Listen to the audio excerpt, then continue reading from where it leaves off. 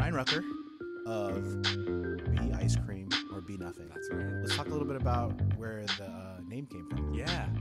So, like I mentioned in 2015, I got the bug to create some ice cream. I was back in New York helping my grandparents move. We were moving them out to California. So when I went back to New York, which is where I'm from, usually I have a lot of plans when I go back with different friends. And because I was there for one specific purpose, I just didn't make any plans. But every night, I wanted to do something, so I went to all my favorite ice cream shops that I used to go to as a kid. So I'll come back to California a week later, and I'm still on this huge ice cream kick. And I'm thinking, well, yeah, I want to make some ice cream. And so that summer, I'm kicking around the ideas of like, oh, how could I do it? Like, what could I do with ice cream? And my favorite show of all time is Parks and Recreation. Literally my favorite show. I will watch it every day, and some days I do. So I'm watching one of the episodes that I'd seen a billion times at that point. And Ron Swanson, who is one of the greatest TV characters of all time, in one of the episodes, I forget which season, but he was writing letters to businesses in places he didn't like. So he wrote this letter to a diet frozen yogurt place saying, "Dear frozen yogurt, you are the celery of desserts. Be ice cream or be nothing. Oh, okay. 0 stars." And so I'm sitting there thinking, I'm laughing. Like, oh, that's really funny. Also, that should be the name of an ice cream shop or, something. And then I was like, wait a minute, that should be the name of my ice cream shop. So I looked up the domain. The domain, Be Ice Cream Be Nothing, was available. I looked up the Instagram handle. Thought it'd be too long. It just fit in the character limit. Beautiful. And it was available. So I just took them both and I was like, I'll do something with it someday. And then that started off from saying, hey, I want to teach my friends how to make ice cream. So I took the Instagram handle, 50 of my friends came and followed the page, and I would just do little ice cream videos, and then a couple months later we found out we were pregnant with my first daughter. Still doing the ice cream videos, and then when she came and she got older, she joined making the ice cream videos with us. And then Mornay at Journey Coffee, this was back in 2017. At this point, he had tasted some ice cream. I'd known him from going in the shop, and he had said, hey, I'd love to start selling your ice cream in stores. So we got a business license, we got a commercial machine, and then we started selling some ice cream in Journey, and it just kind of took off from there. That's originally where it came from. So shout out Ron Swanson. And I love that I always try to ask other business owners, like, where did your name come from? Because there's always such a cool story like that. I would have never guessed. Oh, yeah. Parks and Rec. Oh, yeah. Yeah, in Parks and Rec, and on a side note, Parks and Recreation, when I say, I love Parks and Rec, I really do. Yes. Not only is my, business name, not Parks and Rec, Be Ice Cream, Be Nothing. Yeah. But a couple years ago, I actually became a city commissioner for the city of Vacaville for the Parks and Recreation department.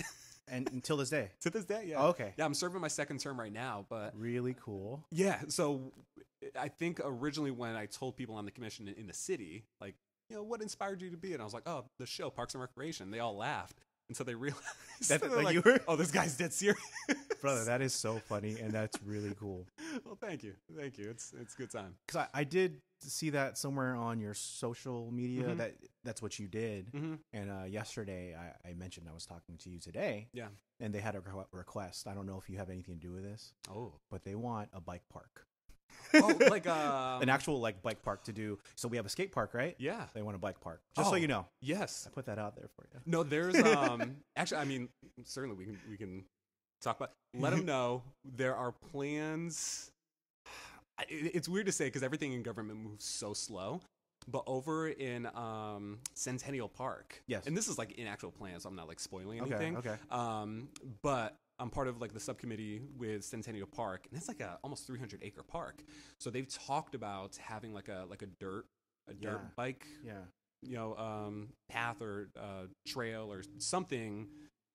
Clearly, a lot of this goes over my head, but there are 100% conversations going on about it. I think there's a lot of logistics and a lot of legalities that go into it, but it's very much on the city's radar. Cool. So cool. Yeah. All right. Yeah. So you are in charge of that. That's really cool. I mean, I'm a part of it. Yeah. Which is fun, and I've learned a lot about government. I've learned a lot about just how things work and how they operate, and I understand a lot of people's frustrations too. Yeah. Because even one of my first commission meetings, they were talking about wanting to do something, but the park that they were building wasn't a park that anybody liked. Like the city didn't like, the commission didn't like, and I think I just asked a question like, well, why are we doing this if nobody likes it? And then somebody's like, well, because of money. And I was like, well, that seems like a stupid reason. Yeah. Like, let's just save up and get it. It's just, man, I'm learning a lot. More power to you for doing something like that. I'm trying. I'm trying, man. Like one of the reasons why I like literally started like my own shop with my wife is I don't like people telling me what to do or having a boss. One of my main passions is not having a boss. Yeah, that's a good passion to have. Yeah. So like, cause man, I tried the whole boss thing for a while and it just wasn't for me, man. It's not for everybody. Yeah. And so, we started this podcast to help people, hopefully to like help fill in the gaps with regards to starting like your own thing. Yeah. And since I talked about it, like I hate having a boss, but also there's many things that come along with not having a boss. Yes. If you have no one to look over your shoulder, that means you're looking at yourself or your partner, and that's it. So when you decided to make that switch from just making ice cream in your house and just for friends to actually selling at Journey Coffee, was there a big transition for you? What was the change like?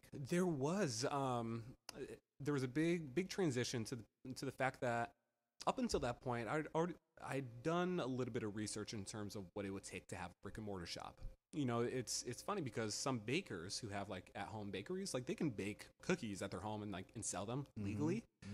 Dairy products you cannot. So I already knew that I wouldn't be able to just make it at home and sell it in stores. And I also knew that I wouldn't be able to take my $70 Cuisinart machine and bring it into the stores and just make it from there. So I knew I had to get a commercial machine. And the commercial machine was not cheap. Now, I will say the profit margins on ice cream are very good, which was great. So chatted with my wife. Mornay came to both of us, together, and the three of us kind of talked about it. And it just made a lot of sense. From my standpoint, it was a way for me to continue my day job because we had a 1-year-old daughter at that point, wasn't in a position to quit my job and just do this full time. So it allowed me to kind of transition into the business, if you will, and get people to try the ice cream, test it out, give some feedback.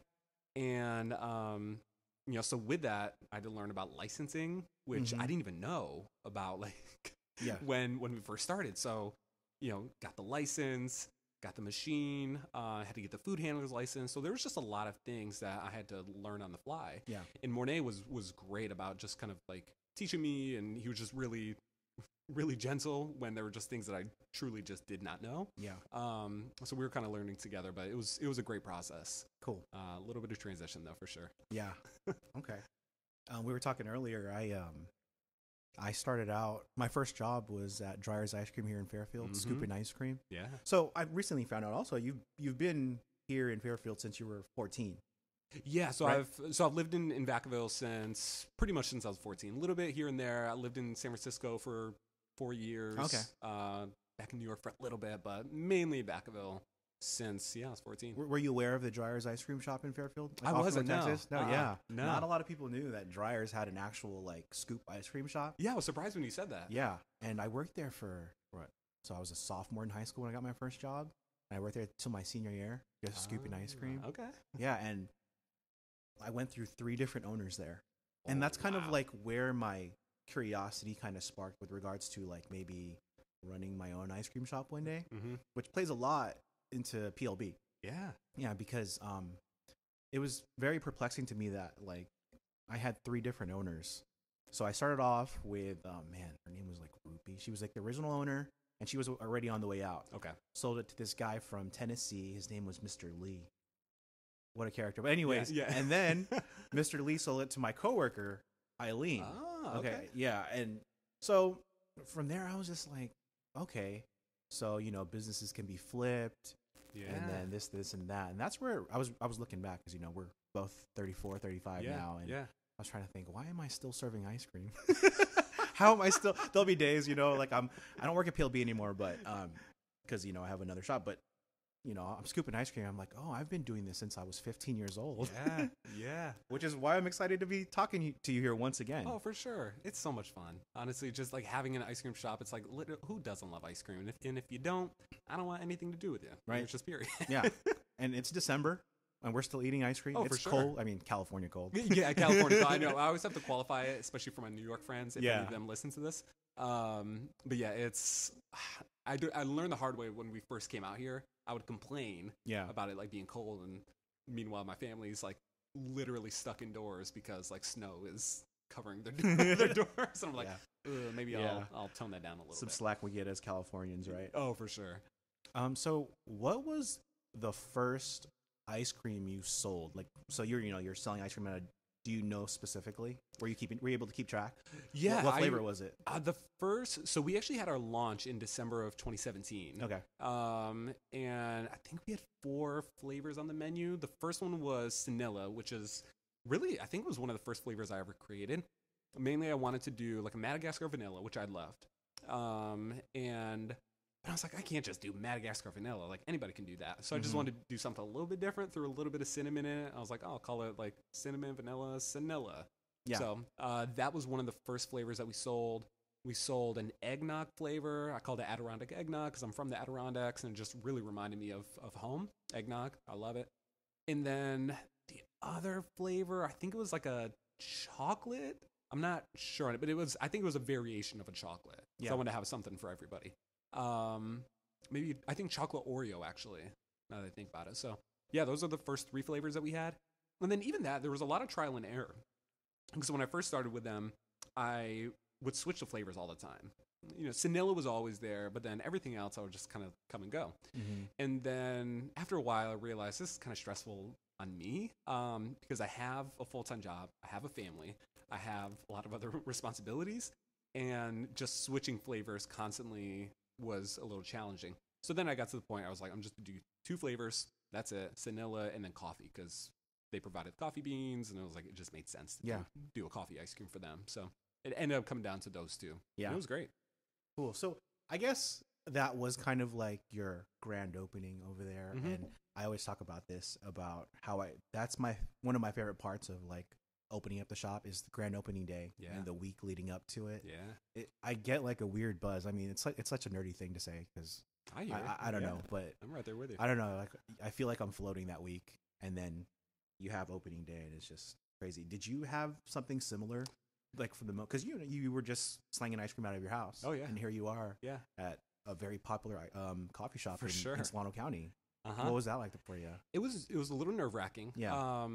Mornay and the team were very supportive, so that was very beneficial. Also, it was mid-December for California. It was very cold that day that we had our launch.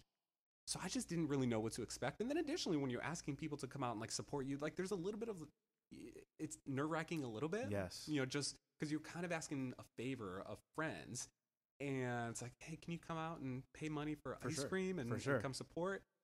And if they don't show up, it's like, you don't want to feel bad. You don't want to be like upset because everyone's got their own life. Yes.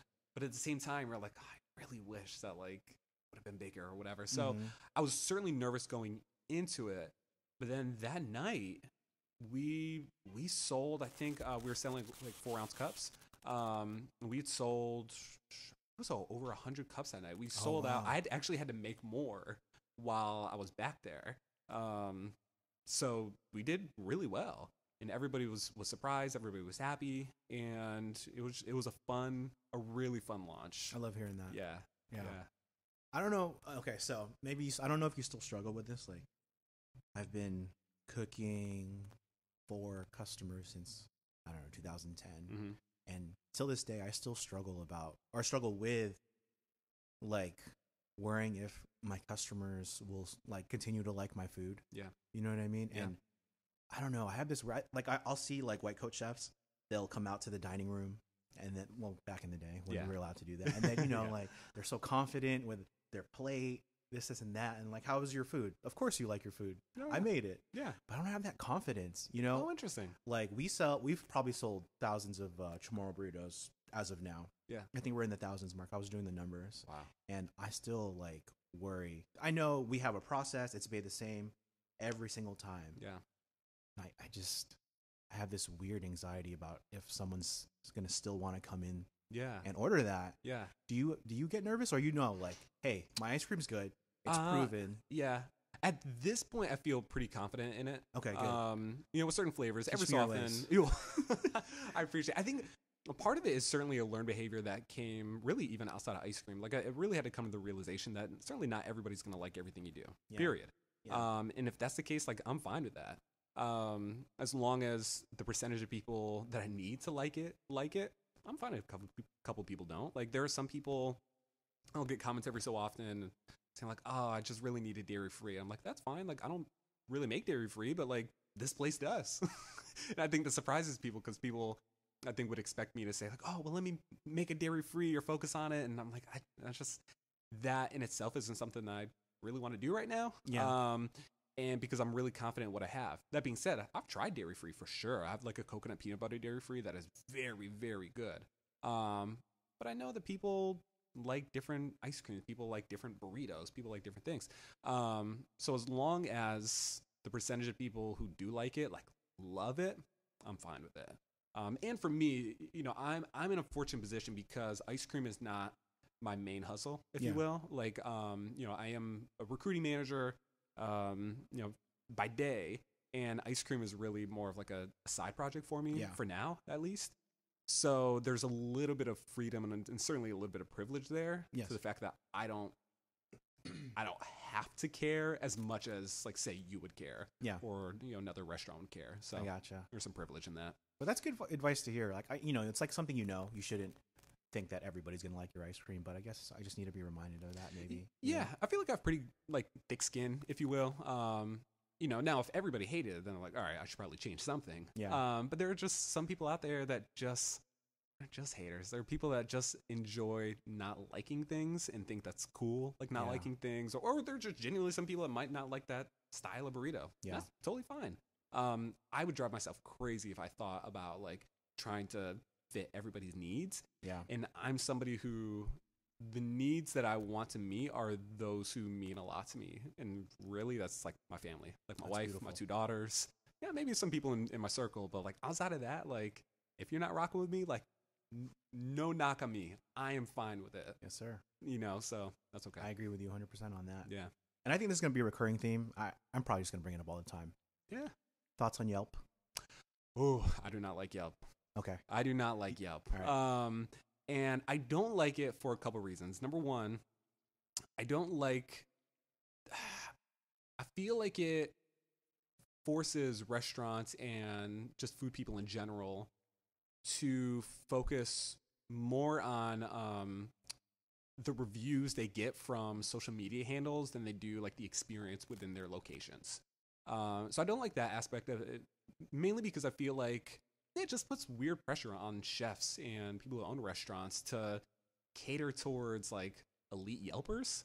And don't get me started. Yeah, it's like, I don't know, just even the entire premise of elite Yelpers is like, you are no better than anybody else. And, I don't know, it's just, there certainly is an air of people who have that elite Yelp status of being like, oh, look at me, come in, roll out the red carpet for me. It's like, no, thank you. Yeah. Like, come in, sit down. I will treat you just as well as I treat everybody else, which hopefully is good. Yeah.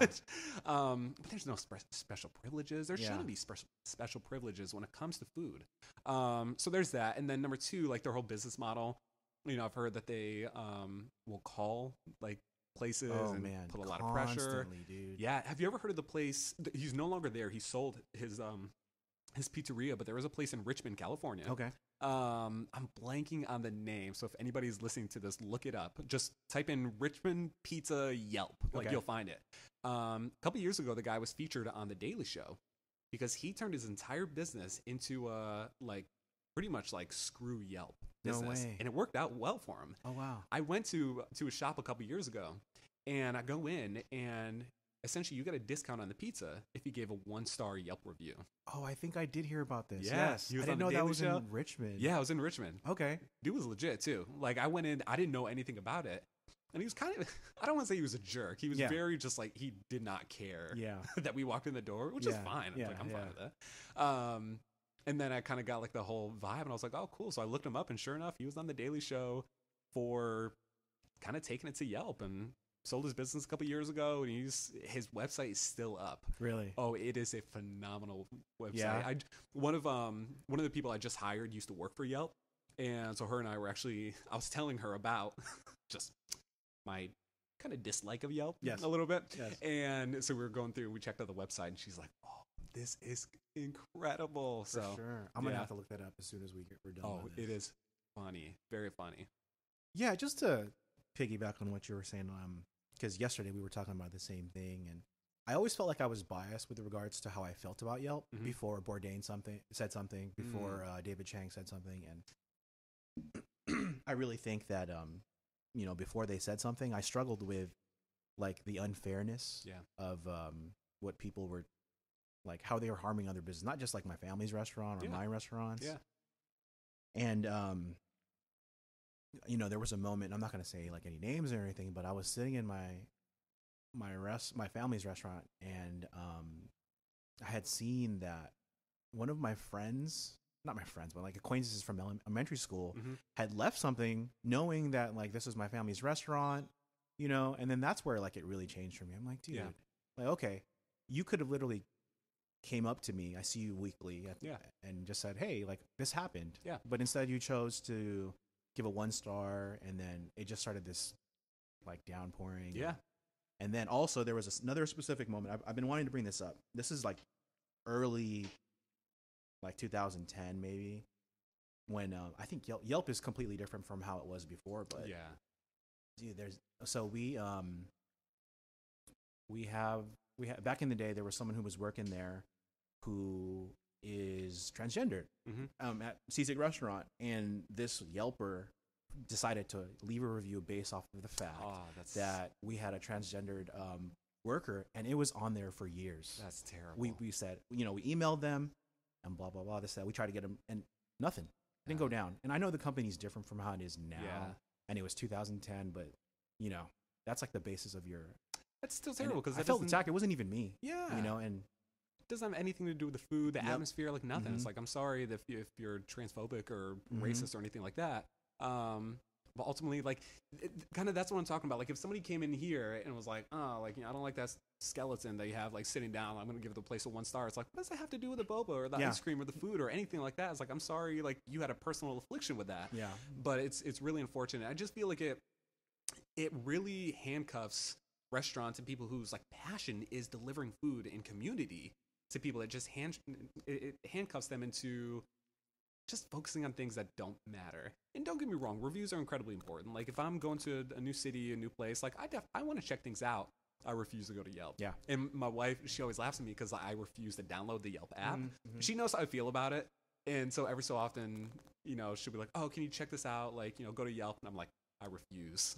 I appreciate you so much for that, man. I appreciate it. So I'll go to Instagram. I love seeing pictures that people post on Instagram of the business. If like that's not really there, like I'll try to check out some other things. Like TripAdvisor, I might check that one out. But Yelp I stay away from. At this point, it's just kind of like funny. Yeah. But I don't know. I respect food so much that I want it to be as pure as possible. So in Yelp, I don't feel like helps with that. And just to be fair, because we're 3 episodes in, I've talked about Yelp a lot. I'm bringing on next month an elite Yelper, because I want to hear her side. Because she's a human being. Yeah. She's not a Yelper. Oh, for sure. And I get it. Like, there's status in there. Like, I know even like with Instagram, like you want to gain up your following, and like you get a little status. Like, ooh, there's a hustle in it for sure. And so I respect that part. I respect it. Totally. But I want to know, like, do you realize when you give a 1-star, if you give a 1-star, like, what are you doing? Yeah. And I just want to kind of pick her brain on that. I think it's gonna be a fun conversation. Well, I will listen for sure. You should be there. No, I'll be in the corner. Just back me up. What's she gonna say? Yeah, I got his back. Oh man. Okay, so you also have a podcast. I do. And may I just say that the podcasting, the YouTubing, is very new to me, and I have a newfound respect for people like yourself who've been doing it a long time. Just the behind the scenes aspect of sound, your storytelling, the smoothness, like, and your lack of fillers, like dude, like I was listening to my podcast, and it's just the whole time, even as we speak right now. So I have like so much respect for you, dude. Well, thank you. Your podcast is called Complicated Fatherhood. That's right. Tell me a little bit about that and the inspiration behind that. Yeah, so Complicated Fatherhood is it's an 8-episode podcast docuseries exploring fatherhood, my own fatherhood, through conversations with my absent father. My biological father left me and my family when I was 2 and did not return, well, never returned, but we didn't get in contact until I was an adult. And it never really affected me too much. My mom was a superhero, still is a superhero, and she provided the best possible childhood that literally anybody could imagine. 1 parent, 2 parents, like you name it. I loved my childhood, genuinely. So it never really affected me. And it wasn't until my daughter was born in 2016 when I'm looking at her and I'm holding her and I'm changing diapers and seeing how hard it is. And I'm sitting there looking at my girl just thinking, how could anybody just leave this? Like willingly, actively, I don't want to be here anymore. Mm-hmm. And that was what my father did to me. And that was the moment that it started to not affect me, but I understood some of the insecurities I had with being a black dad, with being just a dad in general. Like there's this ugly stereotype with a lot of black dads that, black dads, they don't stick around or they leave. And so I realized that I had a lot of insecurities from that, not only because I am a black dad, but because my black dad did leave. And so in 2019, my grandparents on my mom's side, who I was very close with, they both passed within 13 hours of each other. It was, wow. We hear that. Yeah, thank you. Very close to them. They got to meet both of my girls. They met my youngest daughter, Sienna, when she was 2 days old. That was the first and last time they had met her. They passed shortly afterwards. And around that time, I was realizing I had so many stories from the maternal side of my family. I mean, I could go back 100 years in new names, new stories, all these different things. But on my dad's side of the family, I knew nothing. And there's still a story to tell, whether he's there or not, whether I know that family or not. And I don't know that side of the family. So, I thought of this idea. I always wanted to do a podcast because I love storytelling, but I never had a good reason to start one, if you will. A lot of side projects. So yeah, I didn't want to just, I wasn't in a position to start one, but then I had this idea and said, this is something I could do. Like a full arc where I could follow the story of his life and understand how the decisions that he made prior to me being here, with me being here, and after him meeting me, how all of that has played into my own fatherhood and how that's going to affect my girls' lives and their kids' lives if they have them. So it was just a really interesting story of family lineage, storytelling, and family of origin. So I called him up around Thanksgiving of 2019, ran the idea past him. He said, yeah. And then in January, we actually started recording. And I don't know him like that. Mm-hmm. We would talk like once or twice a year, like nothing crazy. So I was curious as how the podcast would go. So I wrote down like 1 billion questions for our first conversation. And I think I asked 3 of them because he is a talker. I'm 1 episode in. That's your father, correct? On Correct. The first episode? Correct, yeah, Maurice. I think you get your storytelling from your dad. I don't know if you thought about that. What's really weird is, again, we have had very little contact. And there's a lot of similarities between him and I in terms of music, in terms of storytelling, in terms of just even like our interests. He's very much into art. He's very much into, plays and music and things like that. And like, so am I. Mm. So even that was really funny. And I used to do music like a lot. And music was a huge part of his life when I was born and after I was born. So it's weird to see how somebody whom I really do not know and has had zero impact on my childhood. Yeah. How that person has completely affected who I am and my interests. Mm-hmm. So that's really, really fascinating. But yeah, it's an 8-episode podcast docuseries. First episode aired November 30th, 2020, and the last episode is going to air January 25th, 2021. Okay.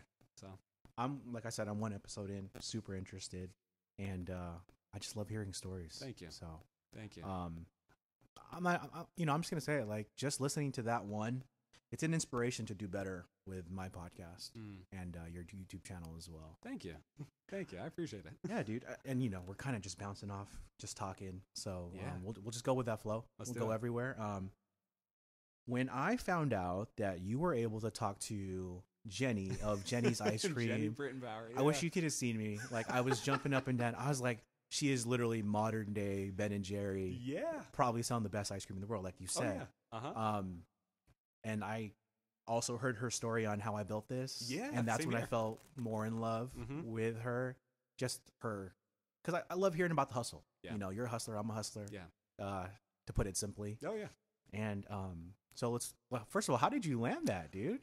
That was the most random. She's a famous person to me. You know what I mean? She's legit a famous person. Yes. Yeah, I've had the ice cream page for years, and me and my daughter, we've been making ice cream videos, tutorials, put them on YouTube and on Instagram TV, just really teaching people how to make ice cream. For me, it's a way to record these videos and have fun. If 5 people watch it, great. If 1 billion people watch it, awesome. Yeah. But for me, like, these are ways for me to record memories of me and my girls together. And even now, like, I've looked back on videos that we did 2 years ago, and sure, like, I'll maybe look at the video quality and, like, things I can change, but ultimately I'm like, look at my girl at 2 years old, like, what she was doing then versus what she's doing now, and it's just so much fun for me to see. So through the Instagram page, we just have a lot of fun, and I've always toyed around, even now, actually, I'm toying around with the idea of doing, like, ice cream conversations. So, like, I would love, after my current side projects, I would love to do a podcast about, like, ice cream conversations. Literally me, my girls, eating ice cream, talking to somebody else, whoever. Yeah. It's pop culture, like, you Yes. name it. But, like, just all of us distant together, whatever, sitting down eating ice cream and just talking. Because I feel like ice cream is such a good community builder and it's such a great conversation starter. So I saw that Jenny, this is back in, I think, March of 2020. Because of all the shutdown orders, she was essentially doing what we were doing, teaching people how to make ice cream. So she would take her famous recipes and make them at home in her kitchen. So I'd shared one of her stories, tagged her and said, like, oh, I would love to sit down and make ice cream with Jenny Brittenbauer one day. Tagged her, didn't think anything of it because, quite frankly, she's a famous person. Why would she ever see my account? And within 5 minutes, like, I closed the app, come back, saw a message. Oh, cool. Jenny Brittenbauer. And I thought it would just be like Jenny Brittenbauer likes us. And she responds, oh, I would love to make ice cream with you one day. And I was like, get out of here. So I responded, I was like, if you're serious, like, would you want to do, like, an Instagram live where me and my daughter can interview you? And my daughter's, she's 4 now. Or, yeah, she was 3 at the time, just turned 4. I was like, me and my 3-year-old daughter, like, we could interview you on Instagram live and just, like, eat ice cream together. She said, just tell me the time and place. I'll be there. Wow. She was, like, so cool. Like, I thought I'd have to set it up with her assistant or something like that. And she was like, yeah, when works best for you? And I was like, how about next Thursday at, whatever time? She's like, well, you're on the West Coast, so would it be better to do it later? Like, I can do it late. I was like, yeah, let's do it 6 p.m. Yeah, I'll be there.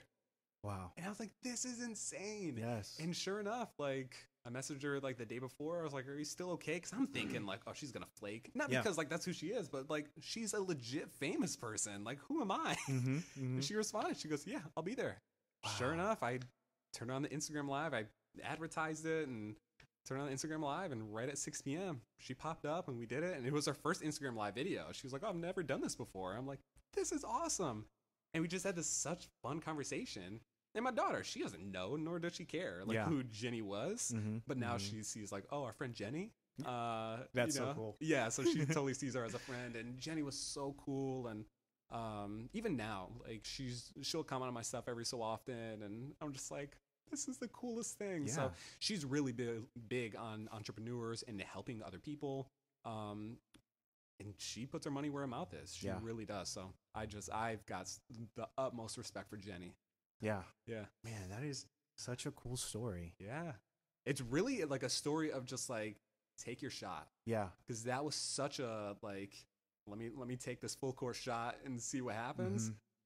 And it went in. Social media has like a whole bunch of negatives, but there are some positives if you do it right. Yeah, for sure. I mean, literally, like, we're just in Vacaville, California. Yeah. Someone that's been on How I Built This. I mean, whoever gets on How I Built This, if you're not familiar with it, you got to be somebody. Oh, it's you know the best. Yeah. Yeah. So, wow. Uh-huh. That's cool, man. I love hearing that. Thank you. Thank you. So, before I wrap it up with you, thank you for your time and everything. Course. You are a man of many projects like myself. And for my 1 to 5 listeners now that I have you on. I'm right there with you. Do you have any advice to someone who wants to start something of their own, whether it just be a passion project or their own business? What would you say to them? My number one thing would be do the research. Mm-hmm. There's a lot of people, and this was even me, not too long ago. I would have an idea and let's go for it. Let's do it. And now maybe it's because I have 2 kids. Maybe it's because I have a mortgage and things like that. Like I have to be a little more mindful in terms of decisions that we're making, but do the research to understand what comes next. For example, one of my side projects I'm working on right now is a children's book. And I wrote this children's book 2 years ago. Now, me of 10 years ago, I would have wrote it, paid an illustrator, put it out on Amazon as quickly as possible. But this is an idea I've had really kind of rumbling for a couple years now. And I think even 2 years before that, I reached out to a friend of mine who was an illustrator because I knew I wanted to do something like this eventually. And I'd asked him some questions about it. He gave me a bunch of answers, which allowed me to do more research. So then I wrote the story, and then I edited the story and rewrote the story and edited again. And so I'm really taking my time with it. And I've done a lot of research in terms of what self-publishing looks like. I've also reached out to literary agents to understand what that whole process looks like. So for the best of my ability, when that book finally comes out, I know that I'll have done the research. I'll have had people read the story, check out the story, to give myself the best possible chance of succeeding. Because that's all it is. You can even do all that, and you might not succeed the way you want it to, but ultimately, people will more likely fail if there is very little research that goes into it. And also connect with people in your life that are worth connecting with. And what I mean by that is if you're starting an ice cream business, make some ice cream and have people give you feedback. And be good with the feedback. Don't get defensive. Be aware that you're going to get some criticism maybe. Just be aware of all that because that's only going to make you better. So those are my 2 things. Have strong people in your corner and just do the research. Because, that's it. I want everyone to be successable. Yes, I agree. And I think oftentimes you've probably seen people say, I want to do this. And then all of a sudden 3 months later, it's like, what's going on with that project? Mm-hmm. It didn't really work out. Yeah. Well, it's been 3 months. How didn't it work out? It's like, I just kind of got bored with it. It's all right. Podcast takes time. Yes. YouTube channel takes time. Yes. I've been doing the YouTube channel for about 2 years, and I've got 550 subscribers. Some people would consider that a failure, but for me, I'm not in it for the short-term success. I want to build something that's going to last. And I know that the YouTube channel is going to feed into the ice cream business, which is going to feed into the podcast, which is going to feed into hopefully this children's book and just connect everything over time. It just takes time. Hearing that inspires me to continue to want to keep on doing more things. Because there'll be days where I wake up and I'm, excuse my language, what the fuck am I doing? Yeah. And just hearing that from yourself, man, seriously, that's great advice. I really mean that. And for those of you listening out there, please take that to heart. Yeah. Last question. This is going to be a separate segment on my YouTube channel. I'm going to ask every one of my guests. Okay. Do you need to go to college to start up your own thing or school outside of trade school? With regards to what we do. Yeah. Do you need to go to school? No. Should? Yeah. I'm, and I say this as somebody I took a very long route in school. I wasn't a great high school student. I went straight into Sac State, but I only got into Sac State because I was good at track and field. We both went to Sac State. I know. Well, we actually had reverse. because I started off at Sac State, but I got into Sac State because, long story short, I was a great triple jumper in high school. I had a scholarship to San Francisco State, so I was going to go to San Francisco State. That's the school I wanted to go to. Cool. Right before the state meet in high school, I literally saw on the news that San Francisco State cut their track program, so there went my scholarship. So then I did well in like playoffs, if you will, or sections. And Sac State reached out and said, "Hey, heard your scholarship got cut. Would you like to come to Sac State? We don't have any scholarship money, but if you do well, like you can go in." I was like, "Yeah, sure." But then I was like, I didn't have any money, so I needed to work, and because I had to work, I couldn't do track. So I still got into Sac State. But then after a year and a half, like my grades weren't good. So actually I went back to Solano, got my associates. At that time, the recession was hitting. Nobody was getting jobs. So I just took a full-time retail job, had benefits. And then I didn't go back and finish my bachelor's until a couple years later. Oh, okay. So, I mean, it took me like 10 years to finish my bachelor's, but I got it. And for me, it was really important to finish what you started. And this is kind of what I go back to, like with the podcast and YouTube and just like anything you do. Be aware it's going to take time. Certainly there are success stories, overnight success stories. Like I look at people like Lil Nas X in music, and like this dude became an overnight sensation. But I know even he was doing some work for years before he got to where he was. And I think Steph Curry even said, like, people think I came out of nowhere. He's like, it took me 10 years to become an overnight success. Like it took a while. So everything takes time, and I think we're in an information age where everybody wants the information right now and give it to me now. But it takes time. Business, Peace, Love, and Boba takes time. Your businesses take time. Can it become an overnight success? Sure. But there's a billion factors that go into it, a lot of which is out of our control. So to kind of get back to the root of the question, I feel like school, what it helps you do is helps you build, not only get like a education, whatever that means for certain people, but allows you to take problems on and solve problems and finish what you started. And so much of business is finishing what you started. Can you go to college, drop out, and start something successful? For sure. But if you make it through those hard times, if you fail a test and come back and bounce back and gain resiliency, that in itself is going to help you significantly in being an entrepreneur, because you know what failure looks like, you know what bouncing back looks like, and you're not going to give up easily. And I feel like at least college really helps with that more than I think some people give it credit for. That's a great perspective. So as of today, December 15th? Yeah. 14th, college 1, no college 2. And I'm going to do about 10 to 12 interviews. Let's see who wins. Yeah, okay. All right, we'll see you next time. Ryan Rucker, you are a smart man.